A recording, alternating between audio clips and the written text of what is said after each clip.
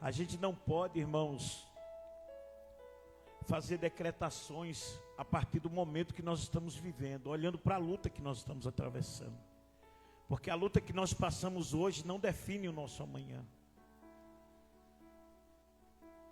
Mas o que define o nosso amanhã é a maneira como nós vamos nos comportar diante da luta que nós estamos passando. Todo mundo passa por luta. Eu sei que se eu fosse dar oportunidade aqui, todo mundo teria uma luta para contar, não é? E são lutas inesperadas. São lutas muitas vezes com as quais nós não contamos. Às vezes nós somos até pegos de surpresas por determinadas situações que nós nem imaginávamos que íamos passar. Mas tudo é permissão de Deus. Eu acredito na vontade soberana de Deus. Deus é soberano. Mas também existe a vontade permissiva de Deus, quando Deus permite determinadas situações na nossa vida que muitas vezes nós não entendemos, que muitas vezes nós não compreendemos. Mas o que tem que prevalecer na nossa vida é a certeza de que nós servimos a um Deus soberano, que está no controle da nossa vida. Então, tudo que acontece na nossa vida tem um propósito, seja bom ou seja ruim. O problema é que a gente só consegue enxergar propósito nas coisas boas, não é? Por exemplo, a pessoa consegue comprar um carro, ela diz: Deus tem um propósito com esse carro, que é para ir para a casa do Senhor. A pessoa consegue adquirir uma casa, ela diz: Deus tem um propósito nessa casa, com a minha vizinhança. Mas Paulo, escrevendo aos Romanos, no capítulo 8, ele diz que todas as coisas, todas, tanto as boas como as ruins, cooperam para o bem. É porque essa palavra do apóstolo Paulo, esse raciocínio do apóstolo Paulo, não dá para entender pela lógica, porque como é que Deus tem propósito, como é que algo ruim vai cooperar para o bem? Parece algo paradoxal. Parece algo que não se encaixa. Mas são nas maiores lutas que nós amadurecemos mais. Diga glória a Deus. Diga para o seu irmão: essa luta é para te amadurecer. É, irmão. Deus não amadurece crente no carbureto, não. É na luta, é na fornalha de fogo. E talvez você esteja passando pela fornalha, mas vai passando pela fornalha dando glória a Deus. Porque todas as coisas cooperam para o bem daqueles que amam a Deus, daqueles que são chamados pelo seu decreto. Jeremias capítulo 29, 11 diz assim: porque eu bem sei o pensamento que tenho a respeito de vós, diz o Senhor, pensamentos de paz e não de mal, para vos dar o futuro que esperais. Qual é o futuro que você espera para a sua vida?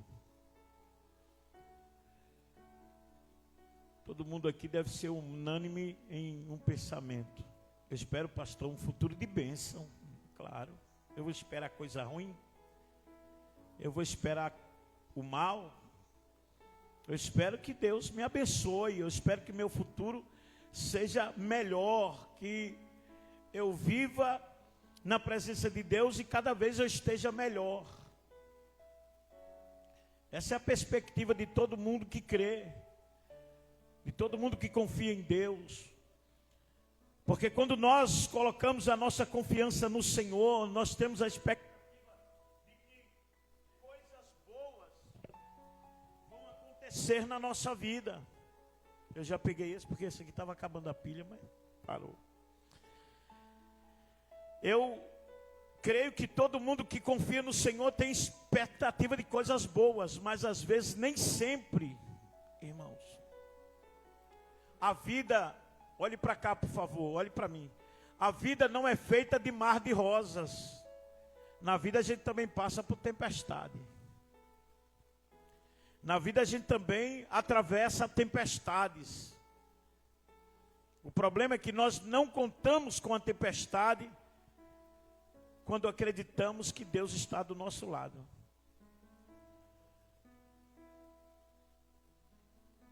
Esse momento que Israel estava vivendo aqui, em que Jeremias está profetizando, é um momento de cativeiro. O povo estava na Babilônia, o povo estava perdendo a perspectiva de esperança.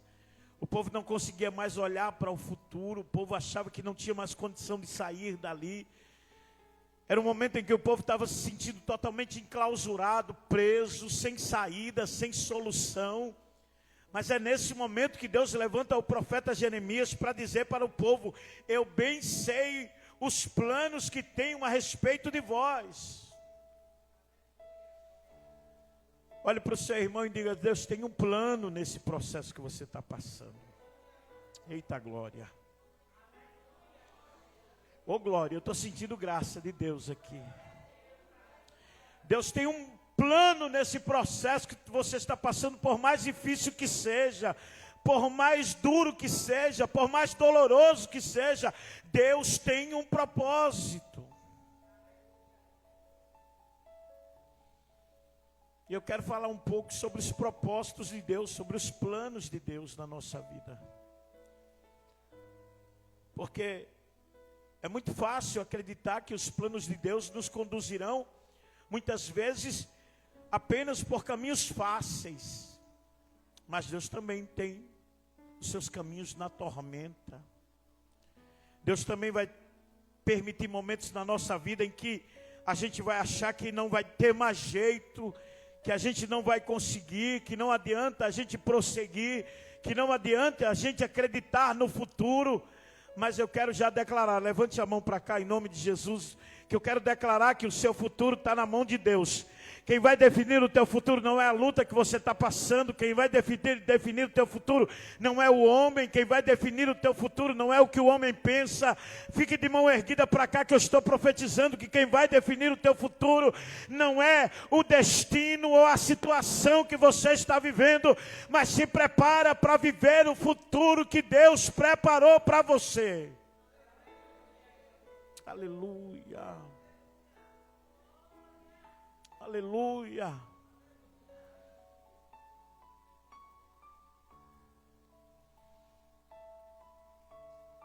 Os planos de Deus na nossa vida muitas vezes envolvem lágrimas. Muitas vezes o choro faz parte da nossa vida, por isso que a Bíblia diz que o choro pode durar uma noite, no Salmo 34, se não me falha a memória, a Bíblia diz que o choro pode durar uma noite, mas a alegria vem ao amanhecer. Os planos de Deus também nos conduzem por noites escuras, momentos difíceis, lutas que nós não imaginávamos que poderíamos passar, dificuldades que nós enfrentamos que não tinha como, aos olhos humanos, nós superarmos. Mas se o plano é de Deus, vai dar tudo certo. Eita glória. Fica tranquilo, se o plano é de Deus, vai dar tudo certo. Deus está dizendo para o povo de Israel que aquele momento que eles estavam vivendo não era um momento que tinha fugido do controle de Deus, não era um momento em que Deus havia virado as costas, mas fazia parte de um processo, de um plano estabelecido para o qual Deus determinou esse povo. Eita glória. Aleluia. Levanta a mão para dar um glória a Deus, porque, irmão, você está debaixo de um projeto divino.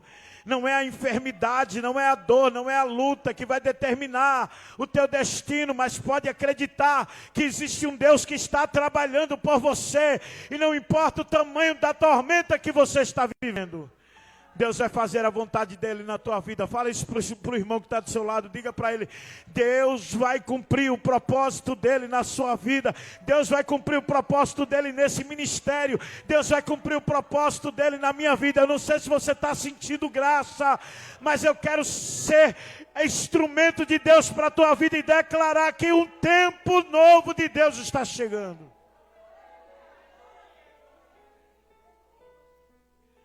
Aleluia. O projeto de Deus, o propósito de Deus, os planos de Deus, Ele também nos conduzem por um novo tempo. Olha o que diz o versículo: bem sei eu os planos que tenho. Ele não diz os planos que terei, ele usa o verbo no presente. Porque a situação atual, ela não é algo que tirou você do plano de Deus, mas ela é permissão de Deus para que o plano dele se cumpra na tua vida. Olha para José, lembra de José? Deus fez uma promessa para José. Deus disse: José, eu vou fazer você ser grande. Os sonhos que José teve, vendo os molhos de trigo dos seus irmãos, e o sol e a lua e as estrelas se curvando diante dele, era o sinal de que era um plano muito grande que Deus tinha estabelecido para José. Mas para que o plano de Deus se cumprisse na vida de José, foi preciso que ele passasse por um processo doloroso, um processo de abandono, um processo de rejeição, um processo de perseguição, um processo de luta intensa, interna e externa. Aleluia. Porque às vezes a luta é por fora e é por dentro também. E eu acho que a luta mais difícil de enfrentar não é a luta externa, é a luta interna. Às vezes, é mais difícil vencer a luta que está se travando dentro de nós do que a que está se travando fora. Porque para vencer lutas externas, a gente tem vários mecanismos. Às vezes vem alguém nos ajuda, às vezes vem alguém estende a mão. Mas quando as lutas são internas, é só você e Deus. Porque tem situação que você passa dentro de você que você não consegue nem conversar com ninguém. Porque você acha que a pessoa não vai compreender o que você está sentindo. É como Jacó no Val de Jaboque. Eu acho que a maior luta de Jacó ali com aquele anjo não estava acontecendo no âmbito externo, mas estava acontecendo no âmbito interno. Porque quando o anjo se encontra com Jacó naquele vale,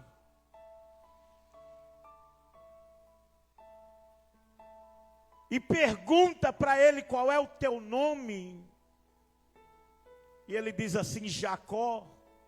Um turbilhão de sentimentos, de emoções, um furacão de situações que Jacó vivenciou no seu passado vieram à tona na vida dele. Porque Jacó para ele trazia muita coisa à memória. Trazia à memória o seu irmão que estava querendo matá-lo, trazia à memória a casa do seu pai que ele havia deixado há muitos anos, trazia as incertezas da vida dele, trazia situações que ele passou, que ele não queria ter passado. Mas a vida com Deus é assim, a vida com Deus ela não pode ser uma fuga, a gente não pode estar fugindo dos problemas. Tem momento que a gente ou encara a dificuldade, ou então a gente não vai conseguir seguir em frente. Tem alguém entendendo o que Deus está falando aqui? Então pega na mão desse irmão que está do teu lado e diga para ele: não é tempo de fugir. É tempo de encarar essa situação. Levanta a cabeça, olha para o alto. Confia no Senhor, o Deus que te chamou também é o Deus que vai te preparar para o dia da vitória. Oh glória, alelabacamadará, xarabacandaraia.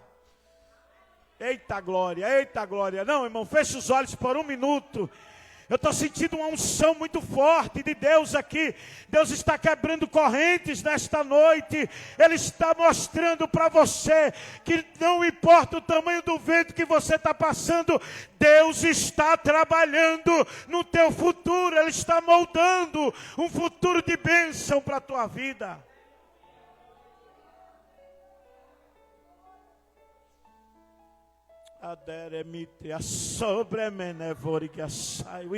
Eita glória, aleluia, aleluia, aleluia. Você acha que José estava preparado para receber tudo que ele tinha para receber? Quando ele estava na casa dos seus pais, foi preciso Deus tirar José de casa. Foi preciso Deus permitir que os irmãos dele o odiassem. Imagina você ser odiado pelos seus próprios irmãos. Que a gente aceita um estranho nos odiar. A gente aceita alguém que não conhece a nossa história nos odiar. Mas quando é alguém de dentro da nossa própria casa, quando é alguém que está do nosso lado, quando é alguém que a gente estendeu a mão para ajudar, quando é alguém que a gente ama, que a gente, gosta, e essa pessoa, pela permissão de Deus, se torna um algoz dentro da nossa própria casa. Imagina se Deus tivesse entregue na mão de José, sem lhe dar experiência, sem ensinar algo a José, porque, irmãos, quando eu leio a história de José, quando eu reflito sobre a história de José, o que mais me deixa impactado é o fato de ver que José em nenhum momento ele se deixou corromper psicologicamente pela luta. Porque eu vou dizer um negócio para você. Tem gente que se passasse a metade do que José passou, não suportaria ser vendido pelos seus irmãos, ser condenado e preso por um crime que ele não cometeu, ficar esquecido em um cárcere, e naquela época não tinha direitos humanos. Os cárceres eram lugares onde muitos morriam,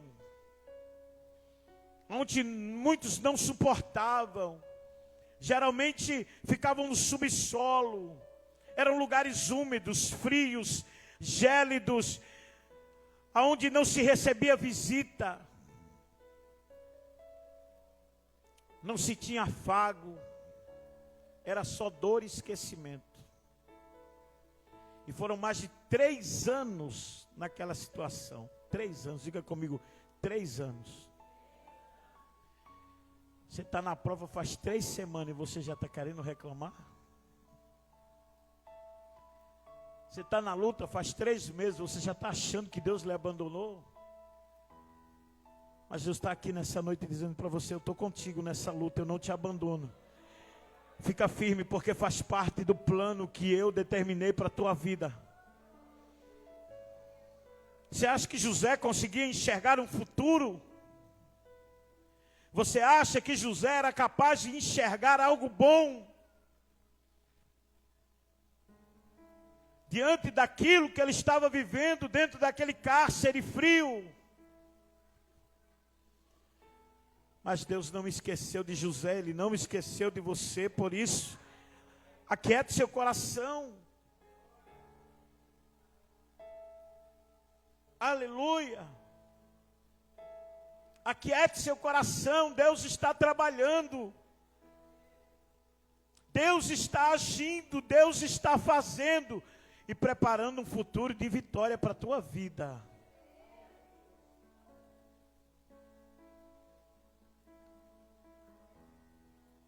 José estava vivendo um tempo de dor, um tempo de esquecimento, mas José também viveu um tempo novo. Profetiza aí mais uma vez para o teu irmão, diga ele, você vai viver um tempo novo. Eita glória, eu estou vendo que ele te recebendo. Eita, eu senti firmeza aí nessa palavra profética que você liberou para o seu irmão. Você vai viver um tempo novo na presença do Senhor. Esse tempo de sofrimento, esse tempo de esquecimento, esse tempo de dor, esse tempo de abandono, ele está acabando. E um tempo novo de Deus está chegando para a tua vida, irmão. Aleluia, aleluia. Por que você acha que Deus fala que virá um futuro de paz, um tempo de paz? Planos de paz. Porque só a paz depois que a luta acaba. Antes da paz vem a luta. Tem a luta e aí depois vem a paz. O problema é que a gente quer ter paz sem passar pela luta. Mas uma coisa não existe sem a outra.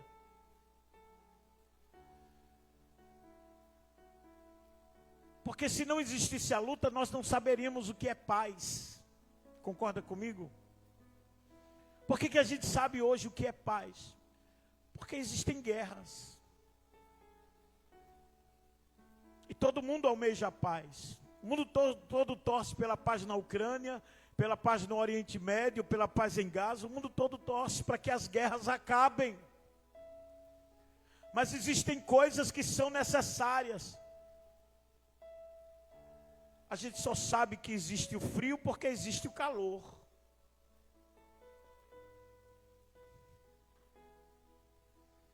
Então uma coisa não existe sem a outra. Então vai passando por esse momento de dor, vai passando por esse momento de esquecimento, porque vai chegar um tempo de paz para a tua vida.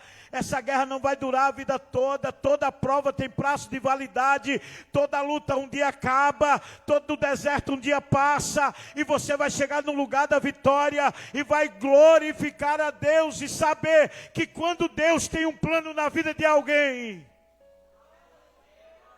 Ele conduz a pessoa até o lugar de paz. Planos de paz. Para vos dar o futuro que esperais. Aleluia. Eu não vou demorar muito não. Mas se tem uma coisa que Deus quer, é realizar o desejo do teu coração. Então fale para o seu irmão, diga para ele, Deus vai realizar o desejo do seu coração. Diga aí, diga com fé, diga com alegria, diga com vontade para ele, Deus vai realizar o desejo do seu coração. Oh glória, oh glória, eu declaro para você que está me vendo pela internet, Deus vai realizar o desejo do teu coração. Por mais impossível que seja. Porque quando eu vejo Deus dizendo que é para vos dar o futuro que esperais, não é algo que está ao alcance humano. Porque aquilo que cabe a nós fazermos, Deus não faz. Deus não precisa fazer aquilo que eu posso fazer. Eu mesmo faço. Mas são coisas impossíveis que a nossa mão não pode alcançar. Que nós não temos condição humana de alcançar, Deus alcança por mim e por você. Porque se você olhar para o contexto aqui, humanamente falando, não havia possibilidade do povo sair do exílio, do cativeiro. Mas Deus fez uma promessa, de que eles não morreriam ali, de que aquele cativeiro tinha um tempo determinado, seriam 70 anos. 70 anos. Você sabe que o número 7 é o número da perfeição, não é? Então imagina. Era uma perfeição potencializada. Diga glória a Deus. Ah, irmão, você não está entendendo não como Deus está tratando com você nessa luta. Como Deus está tratando com você nessa guerra. Como Deus está tratando com você nesse momento difícil. Como Deus está trabalhando na sua vida. Então não reclame. Só glorifique a Deus e compreenda que existe um Deus que está trabalhando, está preparando um futuro de paz para a tua vida.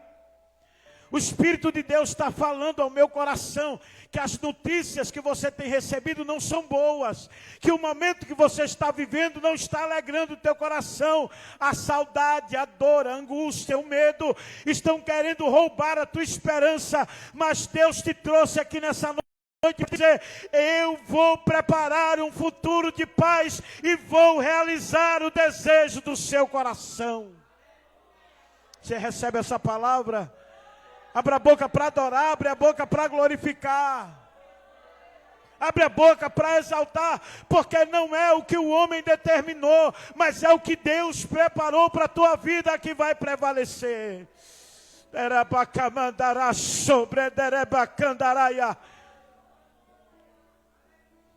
Mas como é que vai ser? Não sei. Não me pergunte como é que Deus vai fazer, porque Ele não diz como é aqui. Ele não diz o que vai fazer, Ele não diz como vai fazer, mas Ele diz: eu vou dar a vocês o futuro que vocês esperam. Eu vou realizar o desejo dos vossos corações.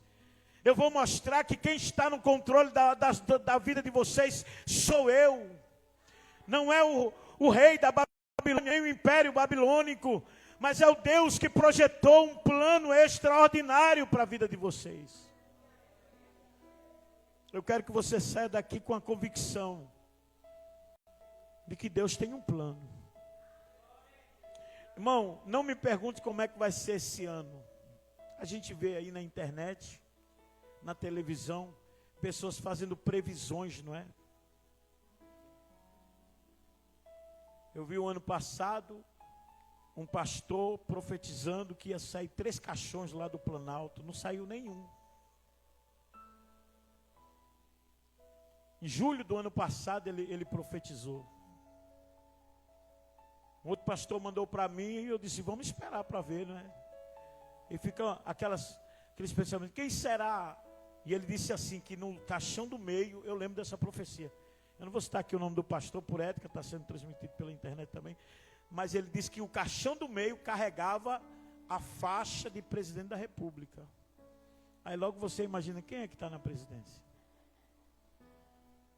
Mas passou julho, que ele disse que até julho. Atrás, profecias dizendo que o Manaíra Shopping ia desabar. Não sei se alguém lembra disso aqui. Não vai no shopping não, que ele vai desabar. Deus revelou. E as pessoas vão profetizando o caos, porque também existem os profetas do caos. Eu não estou dizendo que Deus não permite. Deus permite. Deus permite que o crente sofra. Deus permite até que o crente morra. Quantos crentes morreram na pandemia? Pastores, missionários, homens de Deus. Semana eu estava ouvindo Lázaro e me lembrando de Lázaro, que partiu no Covid. O cantor Lázaro. Que muita gente se converteu através da vida dele, com aquelas canções, não é? A minha vida é do Mestre, não é? A minha casa foi Deus que me deu. Todos nós cantamos as canções e ele partiu. E muitos outros servos e servas do Senhor partiram. A cantora Fabiana Anastácio, né? Também partiu no Covid, mulher de Deus. E muitos homens de Deus. Deus permite o caos. Deus permite a luta. Mas Ele permite com um propósito. Ontem eu fui visitar uma irmã e ela estava contando um testemunho para mim. Ela disse: pastor, eu tive uma experiência de quase morte.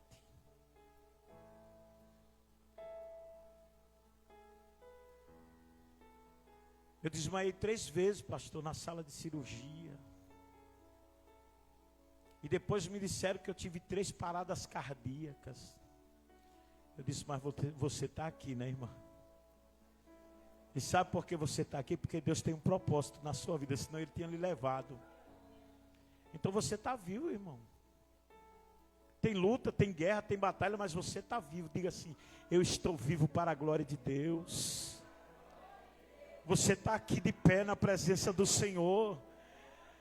Não me canso de dizer que se o diabo pudesse, ele te matava, ele te destruía, ele te fazia em picadinho. Mas todas as vezes que ele tenta, tem um plano que é maior do que a vontade do inimigo de te destruir. Aleluia. Aleluia. Você pode aplaudir ao Senhor? Aplauda Ele bem forte, porque Ele tem propósito na sua vida. Então tranquilize seu coração. Creia no propósito de Deus para a sua vida. Acredite. Talvez você tenha chegado aqui nesse culto só a misericórdia. Só a graça de Deus. Você veio arrastado pelo anjo. O anjo veio te puxando.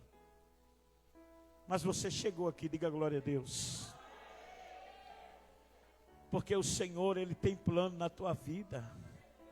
Fique de pé em nome de Jesus.